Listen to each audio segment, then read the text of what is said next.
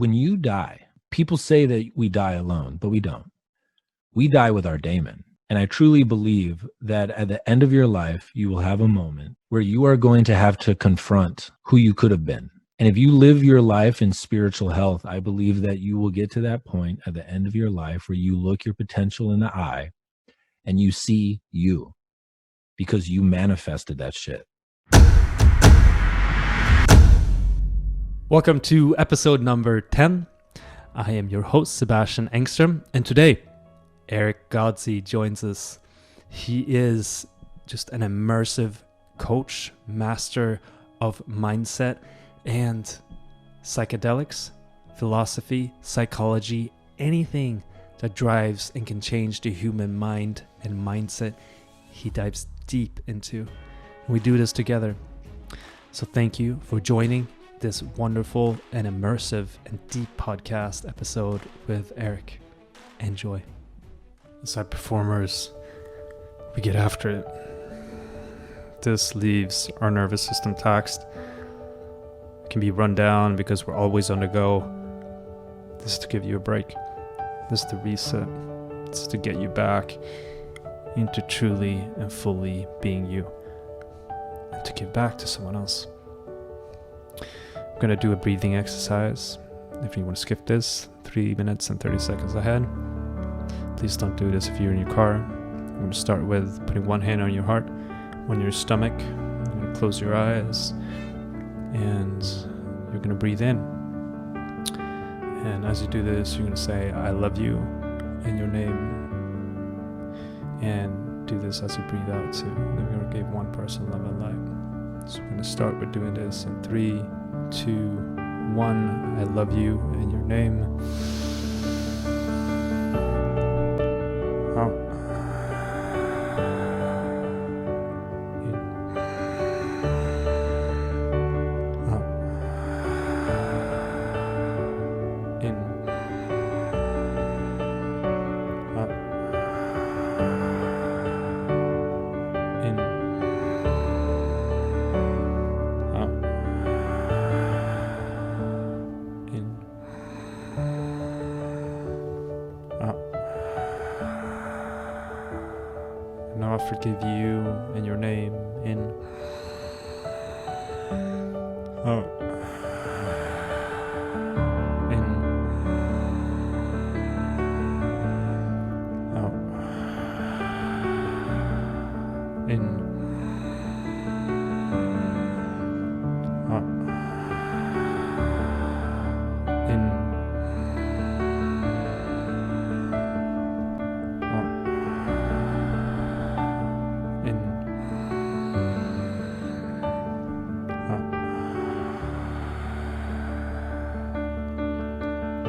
And now I'm going to focus on one person, anyone that comes to mind. And this person is going to have the greatest day of their life. They have the biggest smile on their face, and they are beaming of joy. They are so happy because everything that has ever happened in their life is now in the past. Everything is just in the future. And they're right here, right now, and they feel the energy of being alive. It is the most beautiful gift that we all have, and they know it. They feel the love radiate from them, and they're giving it to everything and everyone else around them, and they're receiving it back because they know the greatest thing they can do is to be of service, is to be in your truth, is to be love. By doing so, you will receive love.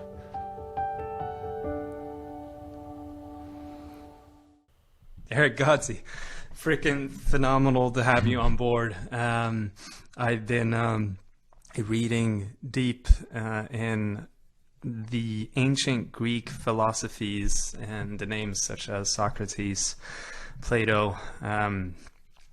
You have Aristotle, is diving deeper into Stoicism, and it all is some of the deeper roots of truly where your fascination ties in of psychology, and Absolutely.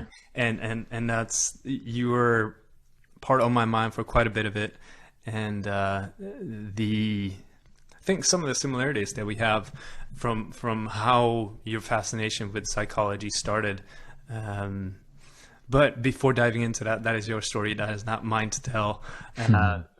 In short, thank you for being on, and for being who you are, and freaking love the new look, the glasses, the hair, the beard. Freaking, that's awesome. Thank you, brother. Yeah, man. Thank you for having me on, and thank you for seeing me, man. Yeah. Speaking of, why do you think, at least from my point of view, I associate you with the master of human behavior, psychology, understanding especially the Jungian psychology, but it has its roots somewhere. How did it all start? Yeah, so it started with my mother's depression when I was a kid. I had a relationship with her that when the light was behind her eyes, I felt like a prince, like the just abundant love that she poured into me. Freud has a quote, and it's, a man can think he can change the world if his mother loved him. And there's this idea that if you have that deep connection with the very first human that you ever interact with which is always the mother, it imbues something inside of you that really gives you a sense of self-love and confidence. And I had that. But there would also be times where she would be in her room for the entire weekend. There would be times where she would be crying at the kitchen table, looking at bills, and wouldn't cook dinner.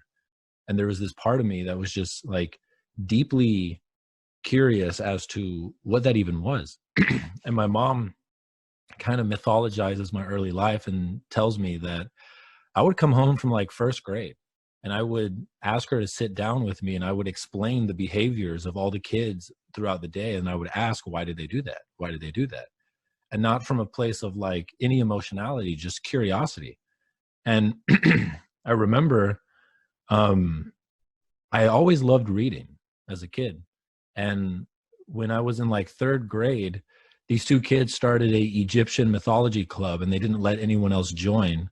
And I remember being like angry, like, that's unfair. So I'm going to start a Greek mythology club. And it was a thing that we would meet in the library during recess, and nobody showed up because it was third grade and it was recess time. But I started reading Greek mythology first in spite of these kids, but then I really got into it.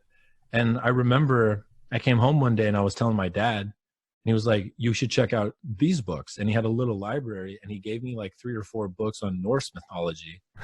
And like, I did not know this about you. I'm truly fascinated. Please keep going. Yeah. And as a third grader, my parents let me read about conquest and deep emotional, like psychological ideas. And like rape is a huge part of like Greek mythology, and they just fucking, it's just out there. And I remember even as a kid being like, Zeus kind of sucks.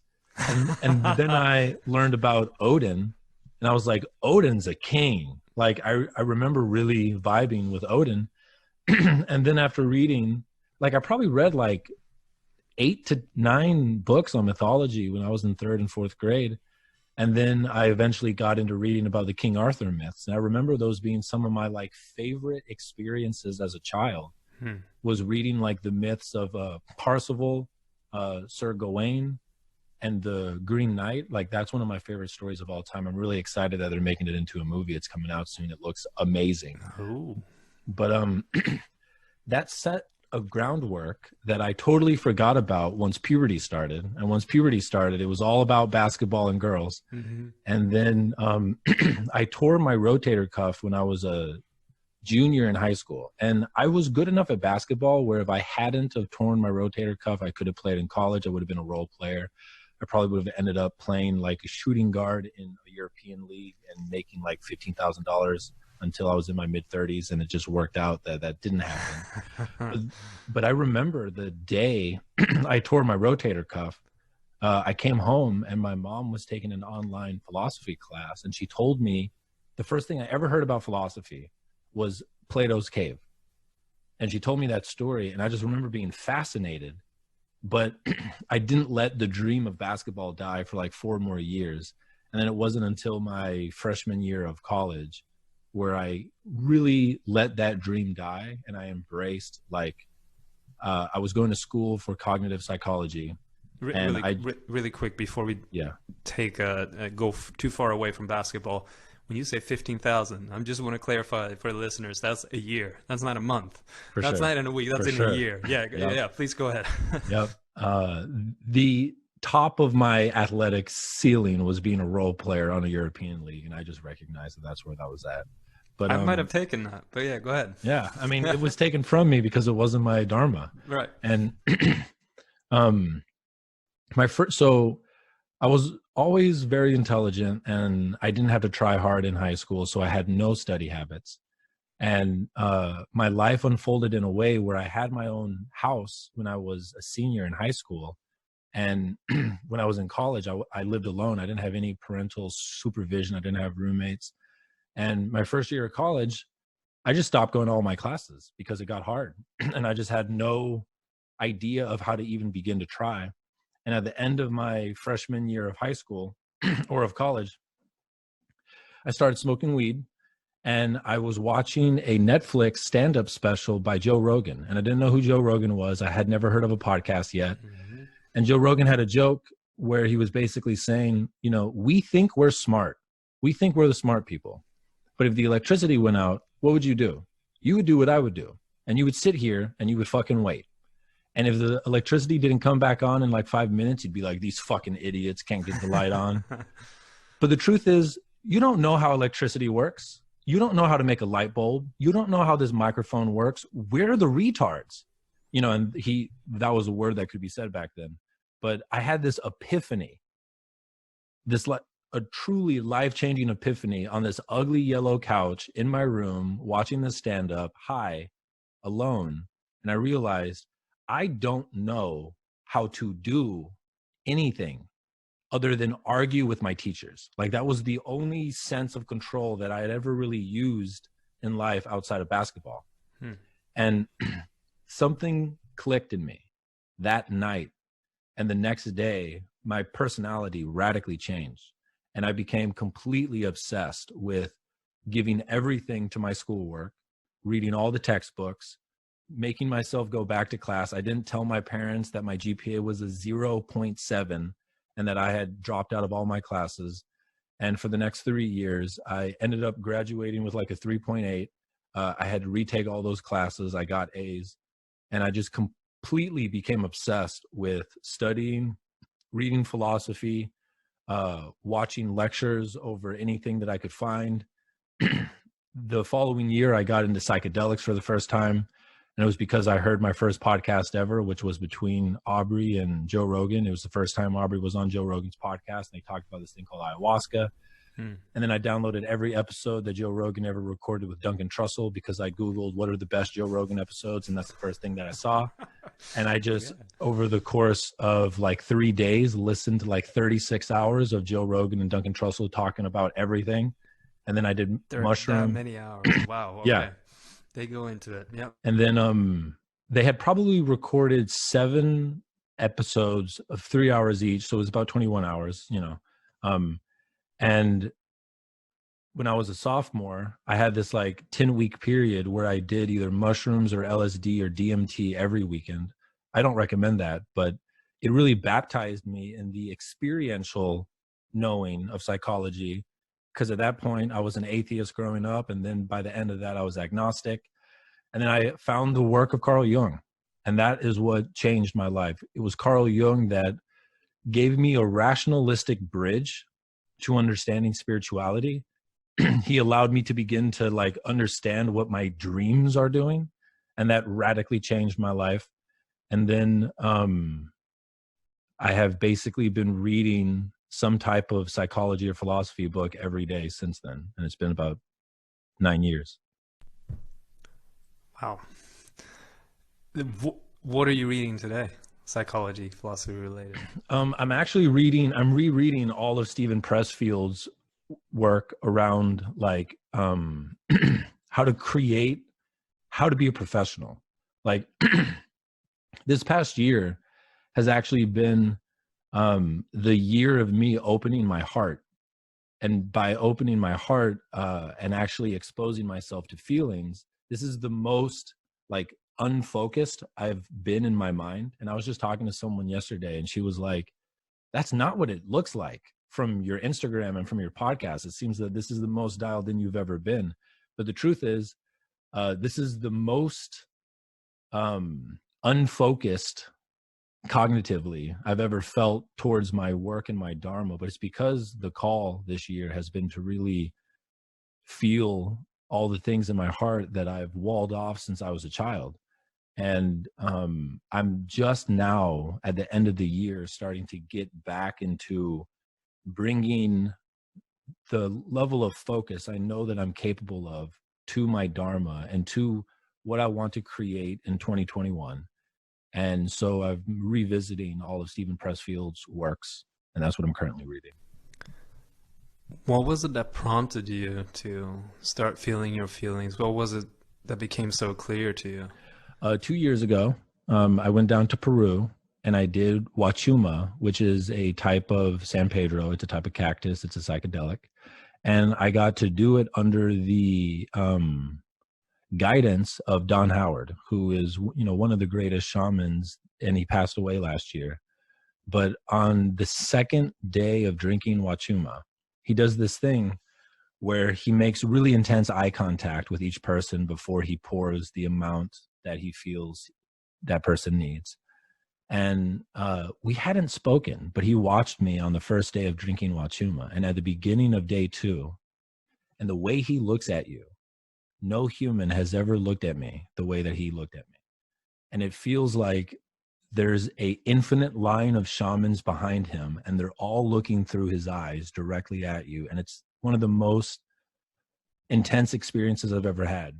But he's making eye contact with me in front of 20 people, and I knew most of these people. And he slowly points to his head while he's making eye contact, and he slowly shakes his head no. And he slowly brings his finger down to his heart, and he shakes his head yes. And I just start crying. I felt so seen without any words by a man who felt like he embodied masculine grace more powerfully than anyone I'd ever met. And the end of that entire trip, when I was coming home, I made a commitment to my God that I was ready to clear all the walls that I had built around my heart to keep me from connecting to the world. And I thought consciously what that meant is I was going to start to do open relationships, and I was going to really challenge myself in the crucible and the fire of open relationships. And when I got back from Peru, I started doing open relationships like a student and not like an actual human. And I did it for about 6 months, and I never allowed myself to truly be vulnerable with any of these women because the expectation from the beginning was that it was going to be open. And so it didn't challenge me. And then I got into my first monogamous relationship where I had the intention to feel fully. And that lasted for a couple of months. It ended in a way where it was pretty painful. She cheated on me. It was the first time I'd ever been cheated on.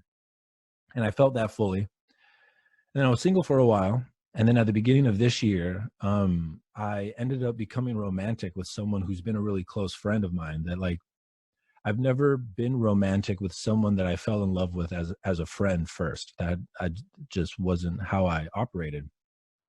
And this year has been the culmination of that prayer that I made 2 years ago, where I fell in love, and her truth was that she was at a point where she couldn't commit.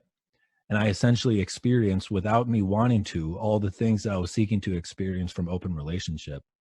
And it's kicked my ass, but it's also completely upgraded me in like every sense of the word when it comes to how I relate to my truth, my confidence with women, and my confidence as a man.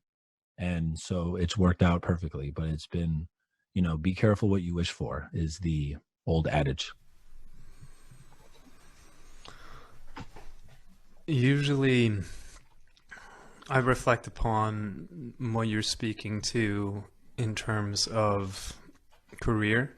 And when it comes to when you see behind me, the feminine and the masculine, so the wave and the force, and the peacock being the feminine, and I see turning off emotions as, of course, the masculine is something I've practiced, and I think so many of us do practice.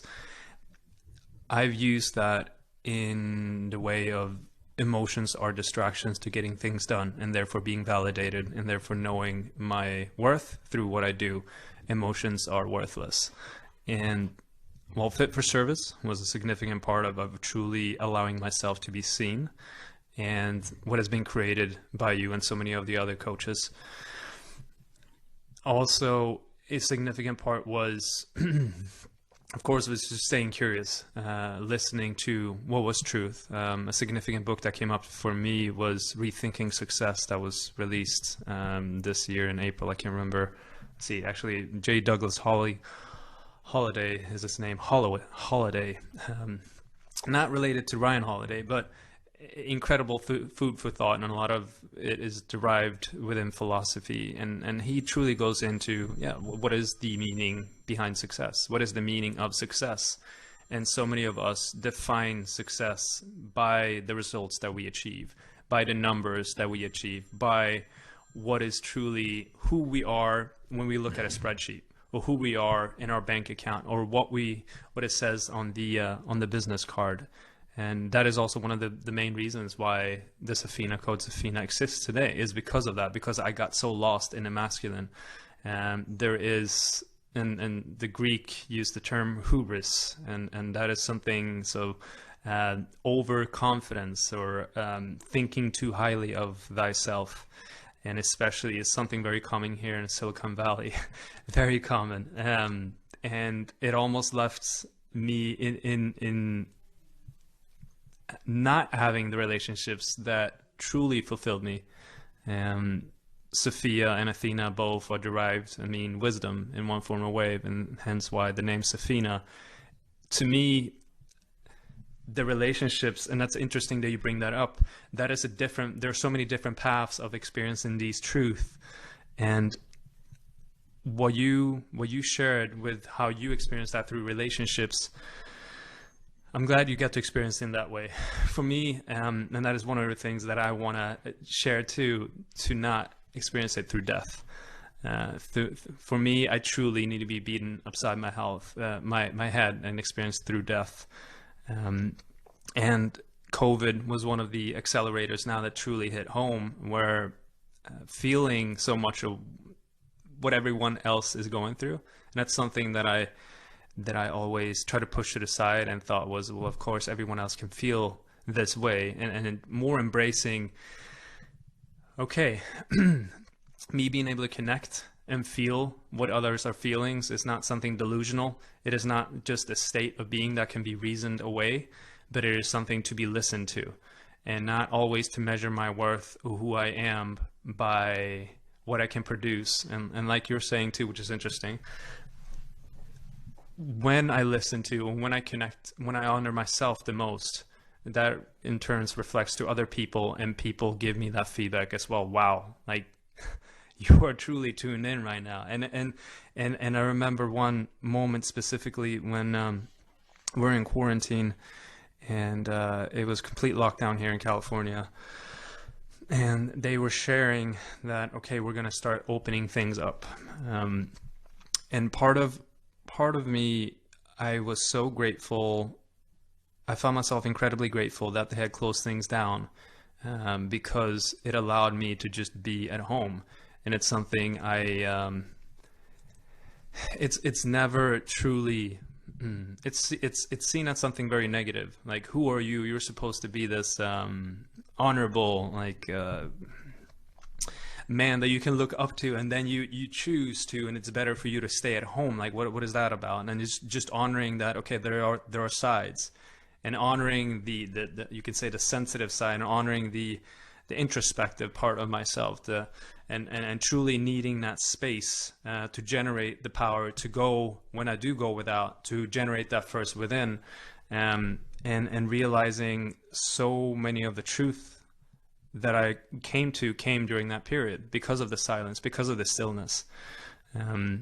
it's a rather long-winded response I'm coming up with here, but what came through me was it was with Above and Beyond. They have meditations, a album of meditations, and just how it was spoken to by Elena Brower, which is an incredible meditation teacher and yoga teacher, how this is truly a time for inner reflection, to go within, to feel the feelings.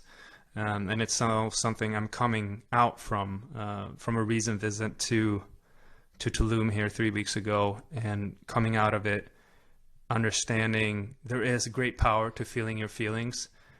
But when, and this is going back to now, that led me back to philosophy and tying it full circle with your childhood studies, well, of today as well, is the reasoning and the stoicism.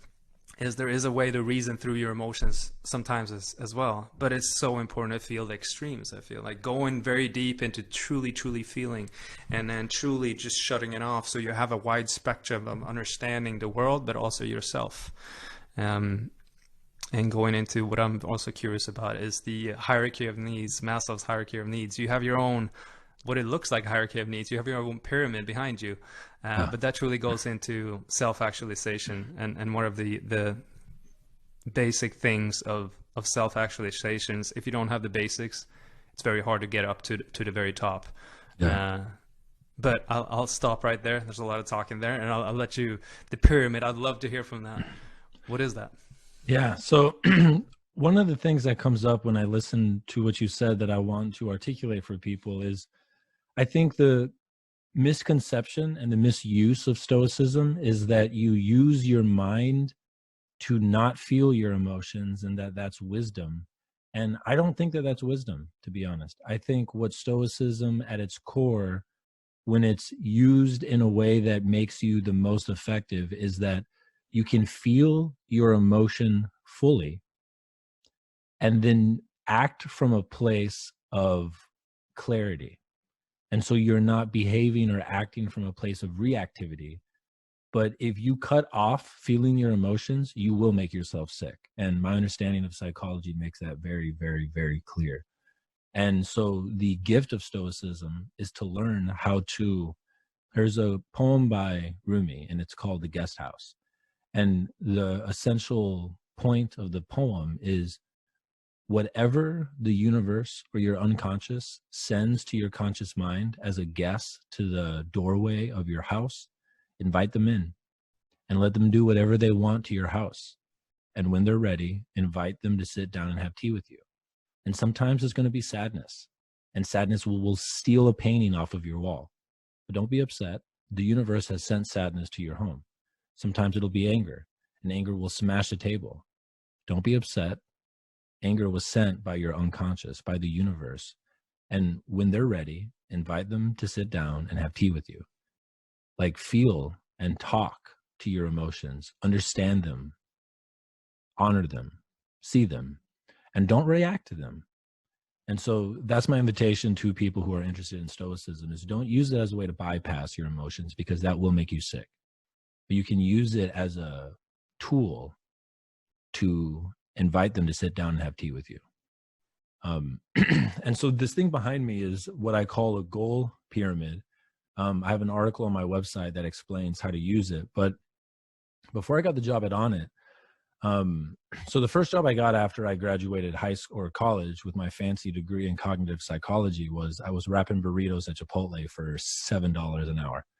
And so I was the first one in my family to graduate high school, and I was the first one in my family to go to college, and I was the first one to graduate. And I had no idea about what the world was like after you graduate from college, because the story that most students are given is you go to college and you're going to be set up for life. And that was not the motherfucking case. And as the months were going by working at Chipotle, I realized I'm going to have to create my life that I want. And so I got Tim Ferriss's book, The 4-Hour Workweek. And I read it every Saturday and Sunday and I had to read it 3 times until I could get it, because I'd never even been exposed to the word entrepreneur. Both of my parents were in the military. And so the entire structure of the world that I grew up in is you follow orders. There wasn't even the concept of creating your own life. And so I had to read that book 3 times to even understand what the fuck he was saying. And the thing that he talks about is one of the most effective ways to free yourself to have the life that you want is to sell some type of online product. And the way that you do that is you become an expert in something that's useful. And I thought about it for a couple of months, and I decided that I wanted to be an expert on habit change. And so he said that the way to become an expert is to buy the top 5 books ever written on a subject and read those 5 books. And if you really understand those 5 books, you will be in the top 5% of people in the world who understand that subject. So of course I bought 12. And over the course of 2 years, I read each of those books and I started my website. The first website I ever had is still on the internet. It's called Godsey'sIrony.blogspot.com. And it's terrible, but I will never get rid of it. And it serves as like an ode to where I started. And there's like 100 articles on there. And no one was reading my shit back then, but I was beginning to do the work of becoming an expert on habit change. And I had a moment probably 2 or 3 years ago where I took some LSD, I went on a long walk, and I just had this epiphany of this structure behind me. And the base of the pyramid are my fundamental habits, the daily habits that my highest potential would embody every day. And then the tier above that are, let me look quick, are like specific goals that I want to accomplish this year. And then the tier above that are the areas of expertise that I want to deepen my knowledge of. And then above that are what are the most important, like, Dharma activities in my life. And then the tier above that is what is my ethos? And then the tier above that is an I, and it represents my potential that's watching me every day. And I make a new one of these each year, and it kind of sets the tone for what I aim to do that year. I love the self-creation of that. I spoke to, you can say a mentor of mine and someone who I work with today. He was told by a friend, why do you keep on quoting these other people? You have such immense wisdom in yourself. Like, stop quoting people and just put out content that you formulated in your own way, and that is original. And when he said that, I'm like, wow, like, yeah, of course. And this is a way of you are interpreting it too, and something that I keep on going back and forth between as well. When I was so researching Greek philosophy, everything from the Spartans, and then going into different themes of ancient Greece, of Spartans, Athenians, what it meant to be truly a Spartan, and reading a book on that, and truly understanding what goes into the habits. And there's a lot of darkness I was not aware of in the Spartan society, but truly learning about and feeling into it. And something I haven't really done before is feeling into when you're engaged into a topic, a person, a group of people, and something I completely blocked off before. But there are certain parts of that book I connected with, but the majority of the concept I felt a lot of resistance towards. I wanted to push it away. It made me feel uncomfortable and almost nauseous. And maybe there's a time and place we go into the habits of that at a later point. But the point of this is there's so much wisdom that you can derive intellectually in reading and learning. But you can also refer to the Greek gnosis. But when you know something, and when you know it's so true in your body, and when you can reflect and on it from a emotional state, and go into what you were saying before, truly feeling it, feeling your feelings. I think that is starting to feel like graduating to other levels where you're not just taking the truth of what others have created in the past, but you are now creating your own truth. You're formulating what is true to you. One way I'm articulating 3, like you're like the king, the magician, the mystic. There's a 4th one, right? the book? King, warrior, magician, lover, and then the fifth one is the mystic. There we go. Yes. The Stoicism has something similar, or the four virtues. And going into creating something on my own, I was unknown. I did not know necessarily what these specifics were.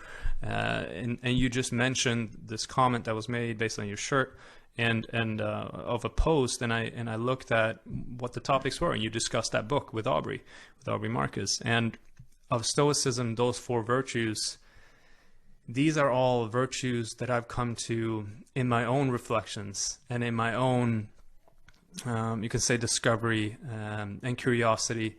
And it's been incredibly very humbling to research philosophy and also psychology over the last few weeks specifically, and not listen to podcasts. I completely shut that down, because 2,500 years ago, people were having the exact same problems, were feeling the exact same things, and having the exact same epiphanies, but had a slightly different reality.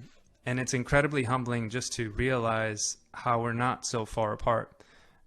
How even though we feel like we're making and having these advanced ideas that are so new to us by the latest and greatest podcasters, these are ideas that usually been around for such a long time. There are ways of modernizing it and applying it to a new society and a new way of being and thinking and a way to evolve. By doing so, and also one of the biggest things that I'm working on right now is truly feeling into the unknown and letting go and surrendering. Because there is knowledge out there, and how do you let that knowledge come to you? Not by learning, not by reading, not by the intellect, not by the mind, but something of a higher intelligence. Because there is that phenomenon of, if someone runs the 4-minute mile, like, someone else in the world will now start crossing that threshold. And if one bird sings a specific song or cracks a nut in a specific way, the same species around the world will do the same exact thing, and they've never met. And exactly this is what comes to when you're talking about an elaborate answer in response to your pyramid. Like, you're applying something to me, that's integrity and trust in yourself. And something that I admire you for is you have started to take action by that which you believe in, and that you trust in yourself. Like, you even though you have doubts about yourself, you still take action. And it'd be very interesting to hearing your story with that. And even, I'm sure doubts still come up. And there's a big task at hand right now with the book, and a topic that, I'll let you get into it. How is that journey for you? Yeah, so one of the things that came up when I was listening was the function of the artist is to retell the wisdom of history in a way where the generation that they're a part of can understand it. Like Ryan Holiday is doing that with Stoicism. It is the function of the artist to go find the wisdom from the past and then to remix it in a way where the people who won't go be drawn to the weird specific things that your artistic calling brings you to, but you can bring it to them. And that's the last stage of the hero's journey, is bring home the medicine. And each of us has an inner whisper, it's our daemon, that is going to call us to very specific and weird things that most other people won't be called to. And that one of your responsibilities as an artist to your generation is to retell the wisdom from the past to the people now who won't go and find it. And, I think that is good. And I love to quote people who inspire me. And then I riff off of their quotes, so I think that there's a beautiful symbiosis there. But to answer your question, I've always had a strong connection to this feeling of divinity, even when I was an atheist. Like, even when I was an atheist in high school, I still prayed every night. And my prayer was never to ask for anything. It was simply to say thank you about, like, my life and my family and my mind and the things that I was grateful for. By studying Jungian psychology, it really connected me to the truth that there is something else inside each of us that is way bigger than the ego. And that thing has a personality, that thing has desires, and that thing is watching you in a very real way. Like there's a thing inside of you that is watching you right now. There's a thing inside of me that's watching me right now. And that thing knows every thought I've ever had. That thing has experienced everything that I've ever experienced. That thing knows when I lie. That thing knows when I'm a coward. That thing knows when I'm brave. That thing knows when I do the right thing. That thing knows when I do the wrong thing. And that thing gives feedback on my actions every day through my intuition, through in any type of chronic illness or any type of chronic pain. It talks to me through my dreams too. And it's been a journey for the last 6 to 7 years to cultivate a relationship with that thing where I can look it in the eye. And I have a tapestry in front of my bed above my altar that serves as my like portal to this thing. But also the moon is for whatever reason, it's always served as a portal. But to cultivate a relationship where I can look that thing in the eye and I can say, I am showing up. And I know that you see me and I'm going to show up today. And I love you. Thank you. And the biggest thing for me has been 2 vows. And both of these vows I've made in the last 3 years. The first vow that I made after having the hardest psychedelic experience I've ever had, where I accidentally ate 180 milligrams of THC. And I had the most harrowing experience I've ever had. That when I came out of that, my first vow was, I will do what I am called to do, even if I am afraid to do it, period. And it was after that experience that I went on my first Tinder date after being in a relationship for 4 years, and I'd been single for a while, and I've been afraid of rejection. So I'd avoided any type of opportunities like that, and ended up having an amazing 3-week relationship with a super smart, beautiful woman. The sex was fucking phenomenal. And it came from me doing what I was afraid to do. And then 2 days after going on that first date, I applied to On It and I got the job. And then 5 days after that, I moved to Austin. And before going into my interview with Aubrey, I had this feeling of, he is going to ask me at some point to go do ayahuasca, and I will say yes, even though I'll be terrified. And then I just showed up to work every day. I did what the fuck I was asked to do. And he eventually called me into his office and he was like, do you want to go to Peru? And I thought he was asking me to do ayahuasca, and I was terrified. And I said yes, but that invitation was actually when I did Wachuma. Mm-hmm. And the call after Wachuma was, go open your heart. And I said yes. The other vow that I made about 3 years ago, after studying Jordan Peterson's work, if his work was a whale, I ate every single piece of flesh on that whale. I read everything, I listened to everything. And my vow that I got from listening to his work is, I will speak and act the truth every day to the best of my ability, no matter what. And doing what you're afraid to do, and then committing to being in truth, cultivates a sense of self-trust and self-love that brings so much grace into your life that once you feel it for even a couple of weeks, you can't go back. I don't even have the free will, it feels like, to, if I don't do what I'm asked to do by that whisper, it will haunt me so much that I can't not do it. And if I lie, if I tell even a white lie, it haunts me. And so those 2 things have called me to all the things that I've needed to do. And it's also generated this sense of self-belief and self-trust and self-love that if I am asked by the whisper to do anything, I do it, period. And it has been the most useful belief that I've played with ever. You have 2 examples, one for each, that you've experienced recently. So talking about the mental illness lie is something that I'm terrified to talk about, because I know it's going to bring a lot of arrows to me, but I know that it's what I'm going to write in my first book, and I'm afraid, and I'm going to do it, period. And then truth telling, this happens almost every day. a romantic partner today asked me how I felt about her, and the relationship feels like it's coming to an end. And I told her the truth. And the truth thing is truly a daily thing, that I for sure will not tell an outright lie. And where it gets more nuanced is, do you lie by omission? Like, that's a hard one. And it's a constant invitation to tell the truth. I'm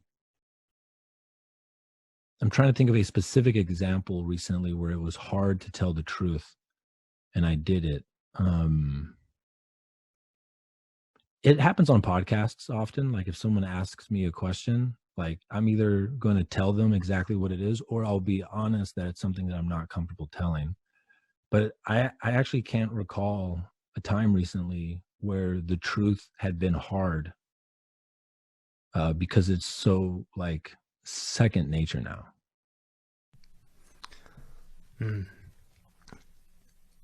It's something, when I hear it, I listen to it in awe. And something, you say you have lifting partners when you go to the gym. This is truly something, accountability, a lifting partner that I would have. Because, yeah, I would say, God damn, like, this is hard stuff. But that is, I mean, yeah, the thing that I heroic. want to offer, that like what truly makes it not hard is faith. It's hard to start because you don't know that it's the best possible way to be. Like, the gifts that have come into my life from doing what I'm afraid to do, if I'm called to do it, because I've been doing it for a couple of years, is so massive that it simply is it's clearly the most effective way to be. Like, so what was hard was beginning, but because I had such a hard psychedelic experience on that 180 milligrams of THC edible, that it throttled me so badly that none of the fears in my three-dimensional life even compared. And unconsciously, I had to create that experience in my life to give me the courage to go do all these small things, like apply to a job that I really wanted, even though I was afraid to be rejected, or to go on a date with a woman who was interested in me. Like, it was just these small fears. But once I did that for a couple of weeks, my life transformed so massively that it's like a duh now. And then the thing about the truth is, it's also a duh. Like, once you feel, because, I was like everyone else. And when I was in high school and college, I lied about how many people I slept with. I lied about like accolades and whatever. And the amount of cognitive resources you waste on a day-to-day basis holding up any lie. And most people, if you tell one lie, you have to create a whole structure to support that lie of lies. But once you feel what it feels like to go to bed at night and truly know that there is not any relationship in your life where you're not in truth, the amount of peace that it gives you makes it such a fucking duh that it's not even brave. It's just like, it's good for me to drink water every day. Like, I know how good my body feels if I drink a bunch of water. And so it's hard at the beginning, but once you feel the rewards of doing it, it's so viscerally better than to not do it, that it's almost effortless.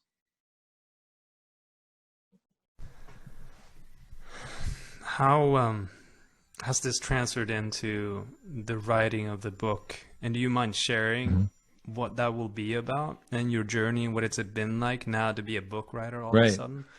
What is that like? What's interesting is, I've been writing for like 10 years now.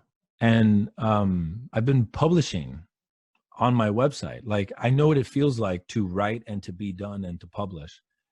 And what's been great is seeing the back end of how a book is made. And really, it's a long chain of blog articles. And I know how to write a blog article. But the journey of like the actual book process was, when I did my interview for Aubrey, when I started working at On It 3 years ago, I told him that I wanted to help him write his next book. Like, I told him that in the interview, and he was like, okay, maybe. And once he started writing this book, like, he told me that he wanted me to help, and I helped him create the outline. He pitched the outline. It fucking got a huge deal, and we started. And so the book is called Master Your Mind, Master Your Life. And it's going to be a companion book to Own the Day, Own Your Life. And it's going to be all about how to master your mind. And what's beautiful is I had thought for a long time that I was going to go get a PhD in clinical psychology. And I read a book, during my Chipotle days, called Sapiens. And the huge revelation was realizing that if I went and got a PhD, I would essentially be a cog in a machine where I would be dependent on getting funding from either the government or from large corporations, and that the only research I would be able to do in most situations would be to beg for money from entities that have a bias.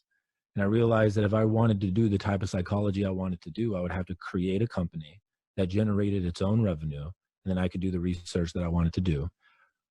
But getting the chance to be the research writer for this book, I realized, oh my God, I get to write my PhD. Like, I get to do the research I would have done in school, but be completely free to study whatever I want and to get paid for it, as opposed to paying someone else to study the thing that they want me to study to advance their career. And so I was just on fire. And the first chapter was over depression. And that's been something that I've been deeply interested in since I was a child because of my mom. And I just started going down the rabbit hole. And the first thing that I realized was that there's no evidence for the chemical imbalance theory of depression. I have studied psychology for a decade. I had never heard that. And once I saw that, I was like it felt like I was in a real life mystery novel. And I was like, whoa, what? If you asked 100 people what causes depression, 100 people would say a chemical imbalance. And then I started doing the research and I started looking at the actual studies. And I found that there is no scientific evidence that supports the chemical imbalance theory of depression or schizophrenia. And I started going down the rabbit hole by reading all these books. And then I started to realize that the scientific research on the efficacy of antidepressants and antipsychotic medication is not good. And that it's publicly not good. And that if you just go look at the studies, it's clearly not good. And then I started reading some books about so if this is what the science shows, why is this what people believe? And then I found a book called Anatomy of an Epidemic written by Robert Whitaker, and it has over 800 citations. And he was a finalist for the Pulitzer Prize for the research that he did on this subject. But he basically outlined super clearly the history that brought us to pharmaceutical interventions, the history of how they have not been effective, the history of how we have been lied to by specific organizations about their effectiveness, about how the pharmaceutical companies corrupted the institutions in our country that are supposed to oversee mental health. And then the long-term efficacy studies showing that almost all of these psychiatric medications, if you take them long-term, make you sicker. And that just completely blew my mind. And I ended up writing 14,000 words of research for Aubrey's first chapter. And he read it and he called me and he was like, dude, we're playing chess and you just put Godzilla on the board. And Godzilla needs to be on the board, but I don't think we can play chess anymore. And so he sat with what I wrote for a couple of days and he was like, okay, you spent 14,000 words talking about how it's fucked up. The focus of the book is going to be to give people solutions. This first chapter is already twice as long as what our chapters are going to be. So it's not going to fit. So I'm going to get you a book deal after we're done with this book and you can write this story because it's super important. And we can make this 14,000 word article you wrote be like a article that we publish a month before the book comes out to get people interested. And so that has kind of been the path. And now we still have to write his book. And, but now I have this calling that will come after that book to write my book. And I'm going to share everything that I have found. And I commend you for that incredible bravery. And I think, well, I know myself, even though not having been diagnosed by a doctor, I've gone through my fair share of what one can call depression.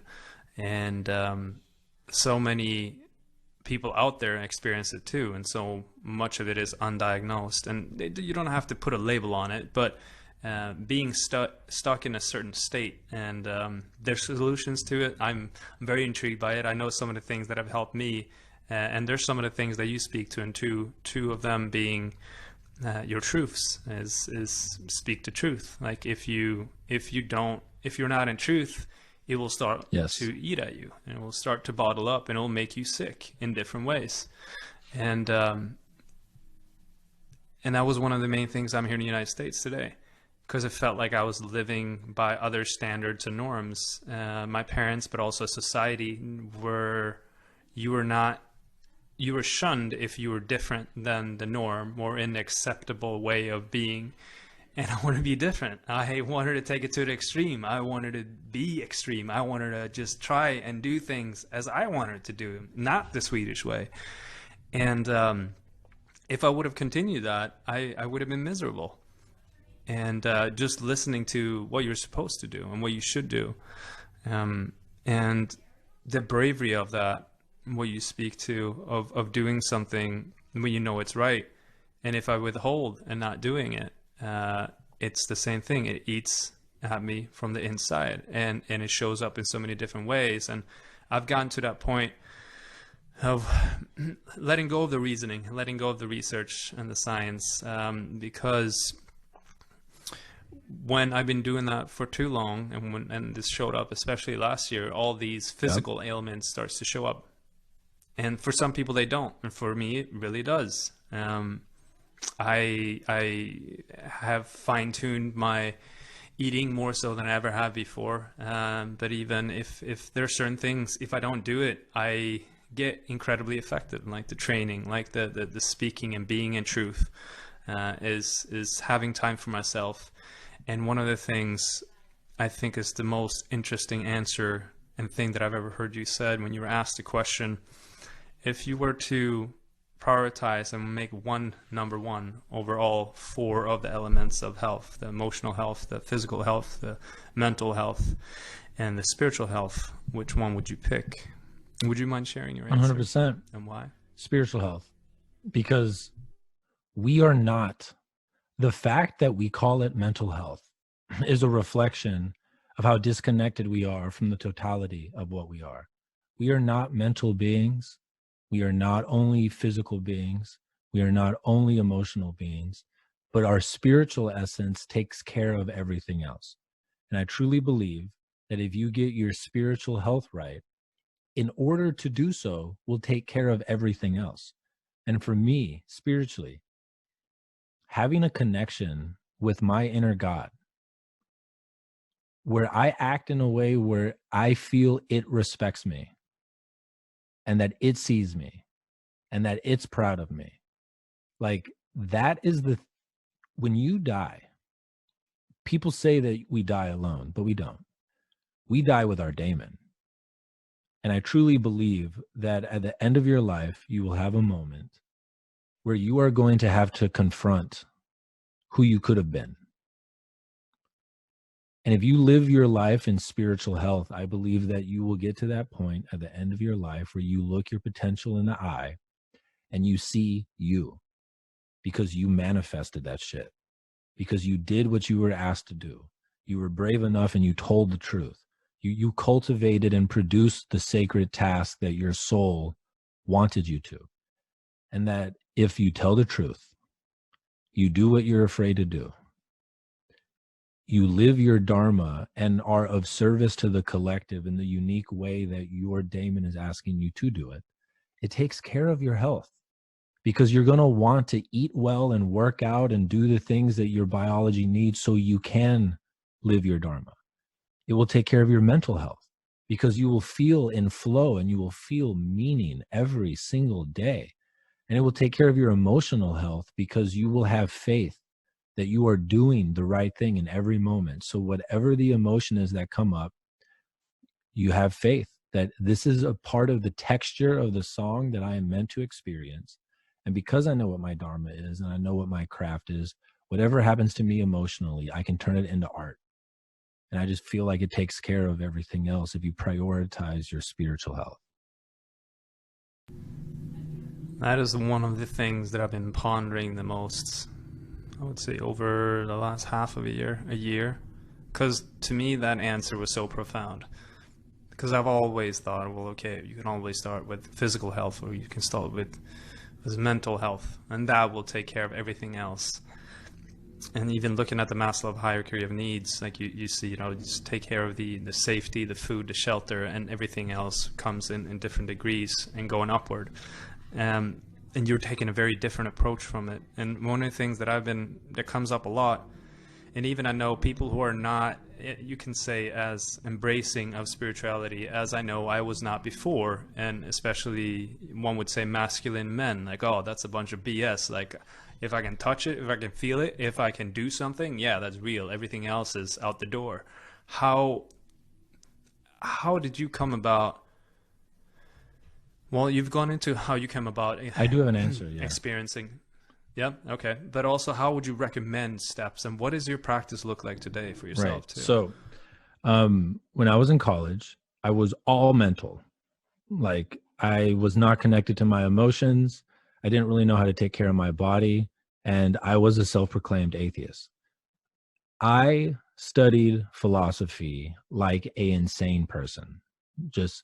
And I was to the point that if someone told me they were hungry, I would say, how do you know you're hungry? Like, it got to the point where I could barely function. And then I found a type of metaphysics called pragmatism. And pragmatism is a type of philosophy that was born in America, and the main proponents were William James and I believe someone named like John Stewart, but I don't know if that's actually his last name, because that's also the host of The Daily Show in the 2000s. But pragmatism is a outgrowth of evolutionary biology, and the core premise is humans are not designed to be able to know objective truth. Everything that we believe is essentially a tool, and you act out what you believe through your actions. So everyone has a philosophy, and you live it every day, and your actions are a confession of your philosophy. Every idea is essentially a tool that you act out, and then just pay attention. If you act out this belief, do you have more of the life that you want? Period. And my embodiment of spirituality comes from pragmatism, which is I've lived the life that comes from not believing in something spiritually. The life was not as effective as this life is now. Mm-hmm. And when I enact the belief that there is an entity inside of me that is watching my life, that whispers to me, my life is a little bit more effective than if I don't believe that thing. If I believe that if I do what I am afraid to do, if the whisper asks me to do it, my life has gotten better than when I didn't believe that.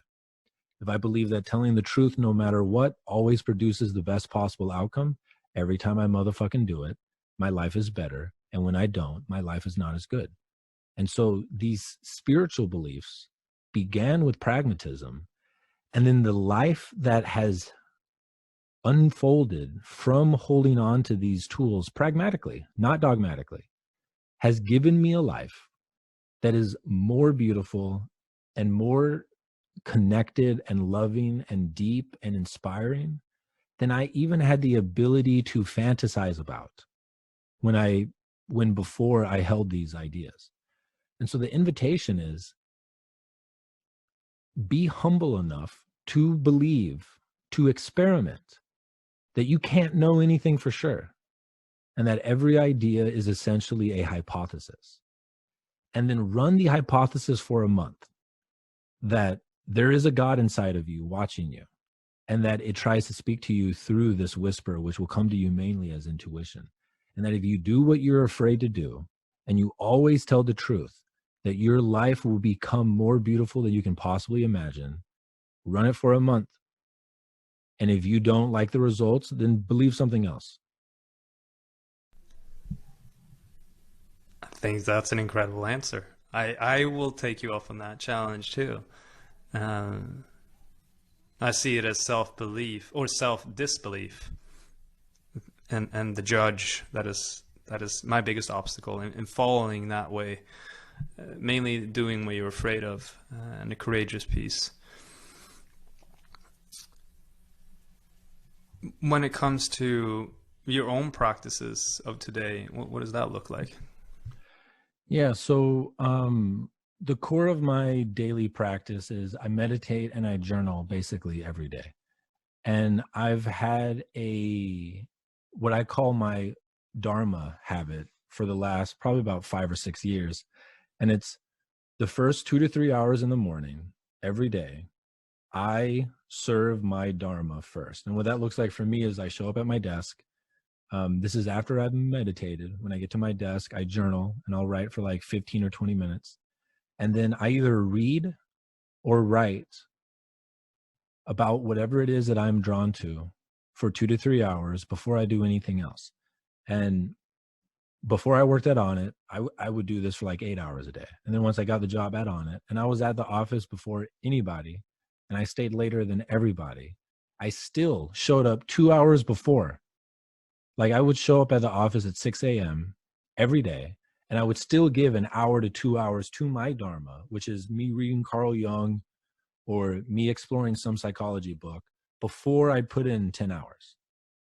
And it's like, I'm ferocious in my discipline in that way, but it's because I truly believe that there is a God inside of me that is watching me, that knows what I'm capable of, knows that I know what my calling is, knows what I'm able to do and the sacrifices I'm able to make. And I want to live a life where I look that thing in the face at night and I believe that it's proud of me. And so if I show up to those 2 to 3 or 4 hours in the morning every day, like the rest of the day could just be completely washed and I still feel like I crushed it.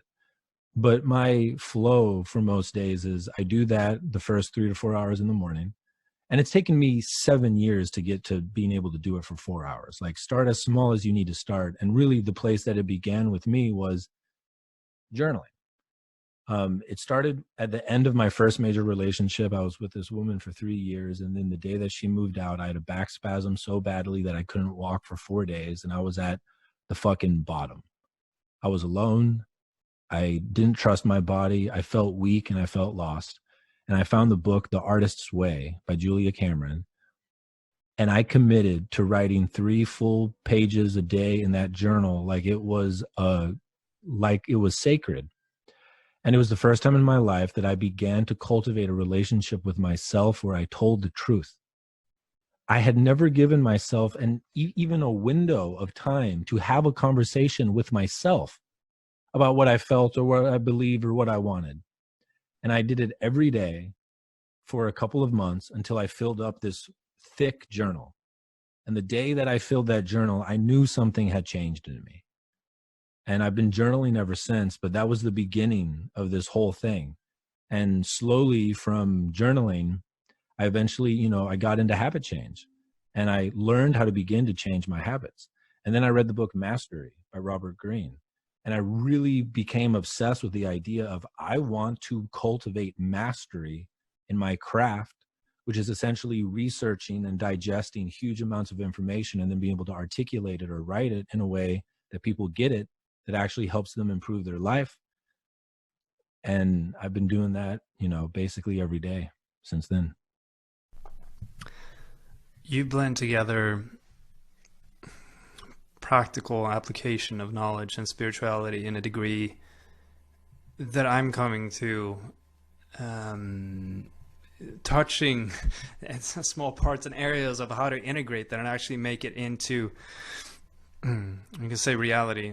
As I was very dedicated to, you can say, the basics, and you can what I've realized, you don't have to have a spiritual connotation to anything to what you do. Anything that you do can be truly and highly connective, like the Stoics say about the sage. It does not matter what you do, it's how you do it, and the integrity Amen. by which you do it with. And that is truly what I'm realizing, is the intention and how you do things and how you show up to the minute tasks. And that is how you can experience God, or whatever you want to call it, and true just deep connection and flow state, and whatever you want to connect to.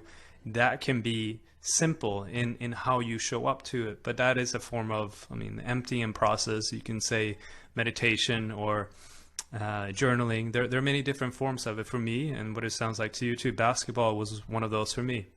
Being in complete emptiness and in flow, and feeling in complete just wow, one with it all. And that can be replicated, but it takes discipline. And that is what you're saying too, is showing up and truly running hypothesis. Is not accepting the norm. It's not accepting what should be and what everyone else is doing, but running your own, creating your own theories, running your own hypothesis, and then testing it, right. Seeing what it's actually like. And one of the things I'm coming to, I went so deep into the emotional and the spiritual journey this past 6 months, that I've gotten to this state of where I started rejecting things that did not, what I felt like truly resonated with me. And that is a distinction I'm still applying. And I'm taking more of a stoic approach of trying to figure out, okay, well, what is my internal truth that I know is truth, versus what are deceiving emotions and feelings that just want what is easiest and what is going to mean to survival is highest likelihood because this is easy. Right. And that is it can be very deceiving. And I'd be very curious to how you make that distinction within yourself. What is your highest truth, and how do you know what to follow? If it's just, is it deceptive thought or emotion, or is it truth? So what's interesting is what I mean by truth is I don't mean like an objective philosophic truth. What I mean by act and speak my truth is, can I discern what is alive in me right now, and can I articulate it or honor it fully? And so maybe my truth is that I'm fucking angry. And can I express that clearly and cleanly, without projecting, without blaming, but simply owning what is happening in me? And what I find is the quickest way to move through an emotion is to accept it. And you accept it by being in truth with it. And this goes back to that idea of The Guest House by Rumi. And it's like, maybe what's coming up in me is jealousy. And that a part of me recognizes, if jealousy is in my house, it's because I'm in illusion. But he's still in the house. I will let him sit down. I will hear him out. And the beautiful thing about honoring your emotions, especially if you cultivate the technical ability to have a dialogue with your emotions, like literally write out jealousy in parentheses and then what jealousy is saying, and like really see it as like a character inside of you. If you allow yourself to hear what jealousy believes, it's really easy to see that it's bullshit. But if you don't sit and talk to it and you just feel the emotion, it can grab you. One of my favorite quotes of all time is, the difference between a man and a king is that a king does not look away. And the thing about our emotions is that if you really look at them and you let them talk, and you almost imagine that like your consciousness is like a king inside of a throne room, and you have a guest and the guest has a complaint, let the guest talk, and they will expose you or expose to you if they're bullshit. And what I have found is that if I genuinely listen to an emotion in the same way that if I genuinely listen to someone I don't agree with, there's always something in there that is actually valuable. And most of it's bullshit. And so maybe the reason jealousy is coming in is because I'm not doing something right in my life. And that jealousy is coming up to let me know that person is doing something that you're capable of and you're not doing it. Or if anger comes up, maybe I've been genuinely transgressed, and it would actually be to the benefit of my being to articulate a new boundary, you know? And so the invitation about what it means to be in truth is honor what is alive in you, listen to it, practice discernment, and then choose how to act from it in the world in a way that produces more love. Spoken like a true philosopher too. And this ties into what comes up for me is emotions.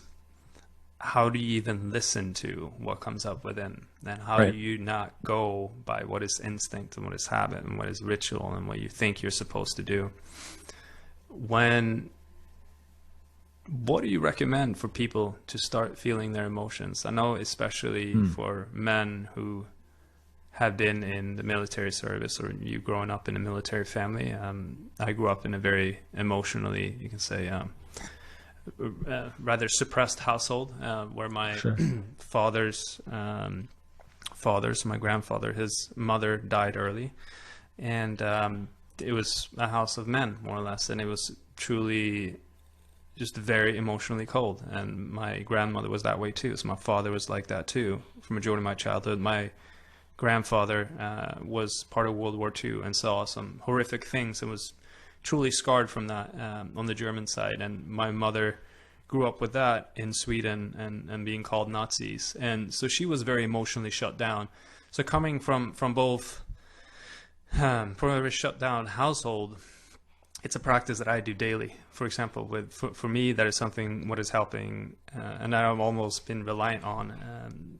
Well, one has been my wife.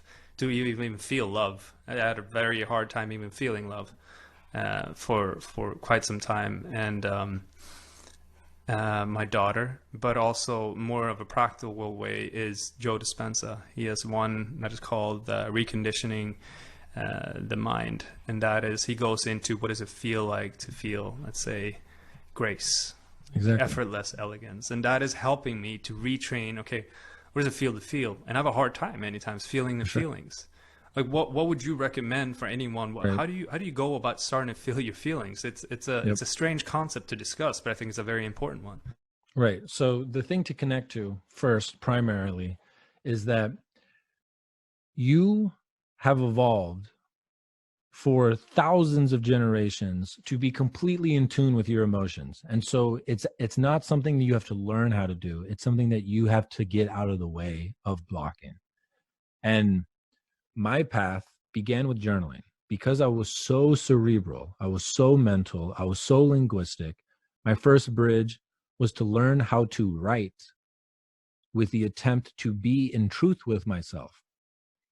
Once I did that for a while, then I really got into Vipassana meditation. And what Vipassana essentially teaches you how to do is to non-judgmentally keep your awareness on whatever you choose to keep it on. And as I started to cultivate that practice, there's this thing called labeling or noting that is a more advanced stage of Vipassana, which as soon as you realize that your awareness has been brought away from your center of focus, which is normally the breath, you feel into, with your inner eye, what was the thought that I had right before I became conscious that I wasn't paying attention to my breath. And it's always either a linguistic construct, it's an image, it's a combination of the two, or it's a body sensation. It's one of those three things or a combination of those.